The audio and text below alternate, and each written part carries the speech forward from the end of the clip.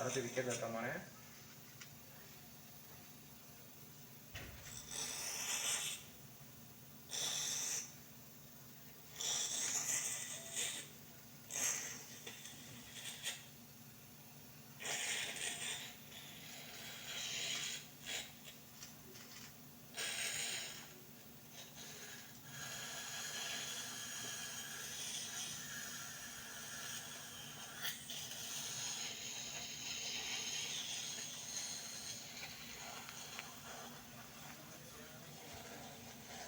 മൂക്കുള്ള ശ്വാസം എടുക്കടാ.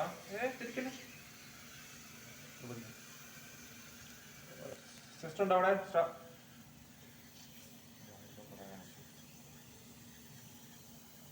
വായക്കുള്ള ശ്വാസം.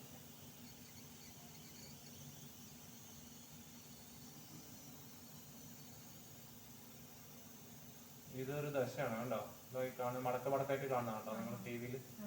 മൂക്കുള്ള ശ്വാസത്തെ മോനെ ഫുള്ള് ബ്ലോക്ക് അല്ല, അടിയിൽ ഇപ്പോഴും ഇത്രയും കൂടെ സ്ഥലം ശ്വസിക്കാനുണ്ട് കേട്ടോ.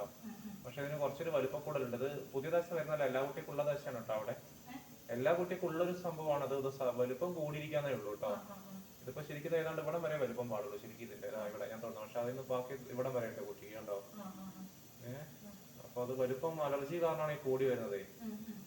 പക്ഷെ അടിയിൽ ഇപ്പോഴും ശ്വസിക്കാനൊക്കെ സ്ഥലം. മൂക്കുള്ള ശ്വാസം വിട്ടടാ കണ്ടോ, ഇത്ര സ്ഥലം ഇപ്പോഴും ശ്വസിക്കാനുണ്ട്. അതുകൊണ്ടാണ് കൂർക്കം വലിയില്ലാത്തത്. പക്ഷെ ഓരോ അലർജിയുടെ ലക്ഷണങ്ങളാണ് കൂടുതൽ. ദശയുടെ ലക്ഷണങ്ങളെ കാട്ടും കണ്ട. ഈ കഫം കണ്ടോ, നമ്മൾ എല്ലായിടത്തും കഫം നിറഞ്ഞിരിക്കുന്നുണ്ടോ കണ്ടോ. അപ്പൊ അത് അലർജി കാരണമാണ്.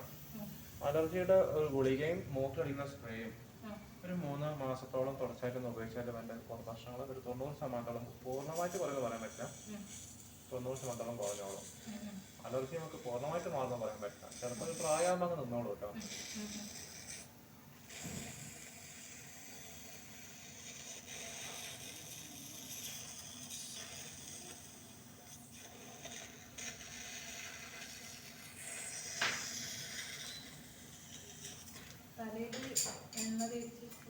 തലയിൽ എണ്ണ വെച്ച് കുടിക്കുന്നുള്ള കുഴപ്പമില്ല,